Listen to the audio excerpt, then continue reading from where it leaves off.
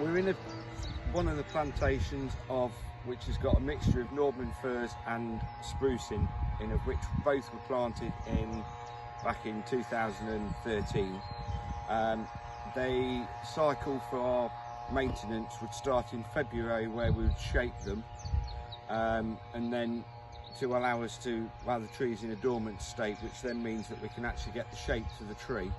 for when it starts creating its new buds, which will be anywhere from March onwards, depending on the time of year or the weather conditions. We would also in February would sort of just tidy them up, and also we'd actually go down and spray them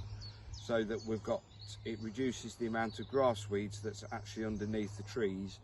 of which we'll possibly do potentially twice a year, just to sort of basically that will just stops the grass growing up to the trees, and then when we come to sell them, it means we have a nice clean base under the tree. Throughout the cycle we would be mowing them sort of from April,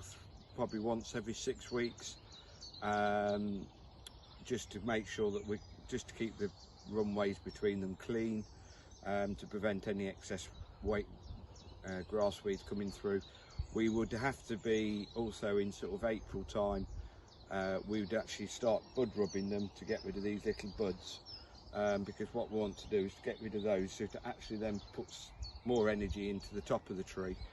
so we keep the triangle shape, because otherwise we'll end up with some short bushy trees, which to be fair aren't the best for retail. Then in sort of early May we would then have to also potentially spray them for aphids, which that's purely dependent upon the weather, but obviously there's various aphids which get underneath the needles and they actually can cause needle drop, which is not very beneficial to the tree. As you can see, most of these trees now are just starting to get quite a lot of new green growth on them, which is now we're getting the warmer weather, and they'll keep growing now through to sort of the end of September, early October, which is when the weather starts cooling down, is when they'll sort of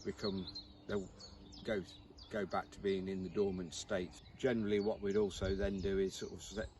end of September, October time, we'd walk through and earmark some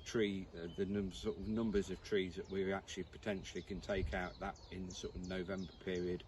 and we'd sort of tag them with various height sizes at that point, with potential that people are wanting to retail them sort of by the end of